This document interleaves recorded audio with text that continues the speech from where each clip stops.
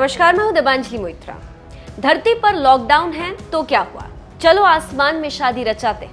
मंदिरों में नहीं जा सकते तो क्या हुआ, चलो मंदिर के ऊपर से उड़ते हुए शादी रचाएंगे। धरती पर भीड़ नहीं जुटा सकते तो क्या हुआ, चलो आसमान में भीड़ जुटाएंगे और शादी रचाएंगे, मौज मनाएंगे।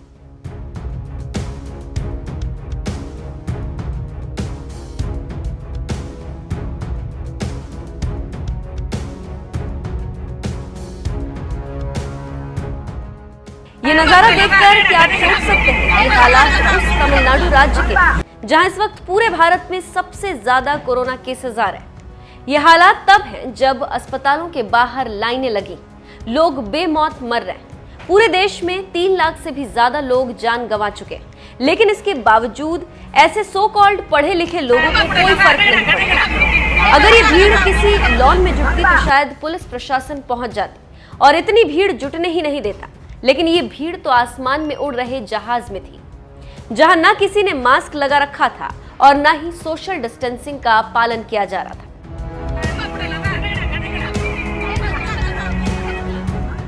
आसमान में यानी फ्लाइट के अंदर शादी करने का अनोखा तरीका अपनाने वाले इस कपल के परिवार और सभी रिश्तेदार मदुरै से तुत्तुकुड़ी वाली चार्टर्ड फ्लाइट में सवार हो गए और जब फ्लाइट मीनाक्षी मंदिर के ऊपर से उड़ी, उसी वक्त इस कपल की शादी हो गई।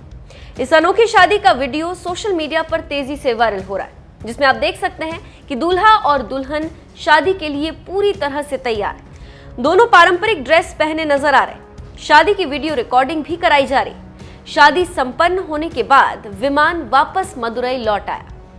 शादी तो संपन्न हो गई, लेकिन सोशल मीडिया पर इस शादी को लेकर चर्चा शुरू हो गई और ये चर्चा इस कदर शुरू हुई कि तुरंत नागर विमानन महानिदेशालय यानी डीजीसीए एक्शन में आ गया।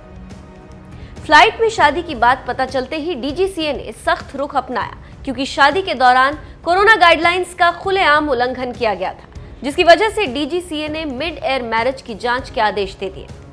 उसने एयरलाइन और एयरपोर्ट अथॉरिटी से पूरी रिपोर्ट मांगी। स्पाइस जेट क्रू को ऑफ रोस्टेड कर दिया गया। एयरलाइन को निर्देश दिया गया है कि जिसने भी कोविड गाइडलाइंस का पालन नहीं किया, उनके खिलाफ केस दर्ज किया जाए। वहीं इस मामले में एयरपोर्ट डायरेक्टर ने कहा है कि मदुरै से कल एक special spice jet chartered flight book की गई थी। एयरपोर्ट अथॉरिटी को मिड एयर मैरिज की कोई जानकारी नहीं थी, जबकि स्पाइस जेट की ओर से भी इस मामले में बयान आ गया। स्पाइस जेट ने बताया है, मदुरै के एक ट्रैवल एजेंट की ओर से यात्रियों के लिए शादी के बाद जॉय राइड के लिए स्पाइस जेट बोइंग 737 बुक किया गया था। क्लाइंट को साफ तौर पर कोविड गाइडलाइंस के बारे में बताया गया था और फ्लाइट में किसी भी तरह की एक्टिविटी के लिए मना किया गया था। बार बार रिक्वेस्ट करने के बावजूद यात्रियों ने कोरोना गाइडलाइंस का पालन नहीं किया। एयरलाइन इस मामले में उचित कार्रवाई करेगी। इस वक्त राज्य में देश के सबसे ज्यादा केसेस आ रहे हैं। अस्पतालों के बाहर लाइन लगी और शादियों को लेकर नियम भी बनाए गए, लेकिन इसके बावजूद इस तरह से शादी रचाई गई, जिसमें कोरोना गाइडलाइंस की जमकर धज्जियां उड़ाई गई। आपको बता दें, तमिलनाडु देश में ऐसा राज्य है जिसमें पूरे देश के कुल 16% केसेस मौजूद हैं। बीते दिनों भी कोरोना के सबसे ज्यादा केसेस जिन जगहों से आए, उनमें दक्षिण के राज्य ही शामिल रहे।